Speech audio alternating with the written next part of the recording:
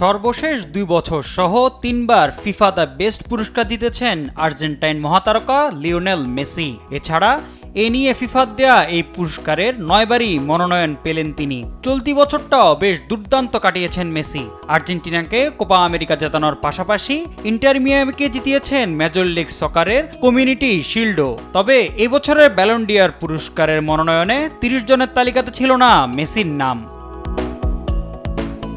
ফিফার এবারের মনোনয়নে অন্যতম শক্তিশালী প্রতিদ্বন্দ্বী ব্রাজিলিয়ান তারকা ভিনিসিয়াস। জাতীয় দলের হয়ে বিবর্ণ থাকলেও রিয়ালের হয়ে দুর্দান্ত ছিলেন পুরো মৌসুম জুড়ে। চ্যাম্পিয়ন্স লিগ, লা লিগা এবং স্প্যানিশ সুপার কাপ জয়ে গুরুত্বপূর্ণ অবদান রেখেছিলেন ভিনি।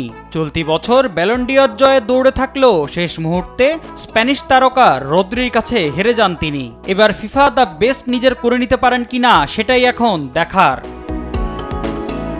এবারের ফিফা দ্য বেস্টের অন্যতম দাবিদার স্প্যানিশ তারকা রদ্রি। ইনজুরির কারণে আপাতত মাঠের বাইরে থাকলেও গত মৌসুমটা কাটিয়েছেন দুর্দান্ত। ম্যান সিটির হয়ে প্রিমিয়ার লিগ জয়ের পাশাপাশি স্পেনকে জিতিয়েছেন ইউরোর শিরোপা, হয়েছিলেন টুর্নামেন্টের সেরা খেলোয়াড়ও। চলতি বছর ঘরে তুলেছেন ব্যালন ডি'অরও। তাই এবার ফিফা দ্য বেস্টের ট্রফি নিজের ঝুলিতে পুঁততে পারলেও অবাক হওয়ার কিছুই থাকবে না।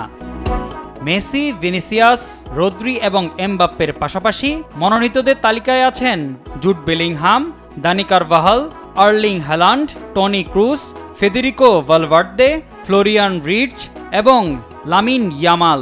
ফিফা জানিয়েছে মনোনয়ন দেওয়ার ক্ষেত্রে খেলোয়াড়দের 2023 সালের 21শে আগস্ট থেকে 2024 সালের 10 আগস্ট সময়ের পারফরমেন্স বিবেচনায় নেওয়া হয়েছে। ফিফার এই বর্ষসেরা খেলোয়াড় নির্বাচনে ভোট দিতে পারবেন ভক্ত সমর্থকেরাও। সেরা খেলোয়াড়, সেরা কোচ ও সেরা গোলকিপারে দর্শকদের ভোট মোট ভোটের 4 ভাগের 1 ভাগ।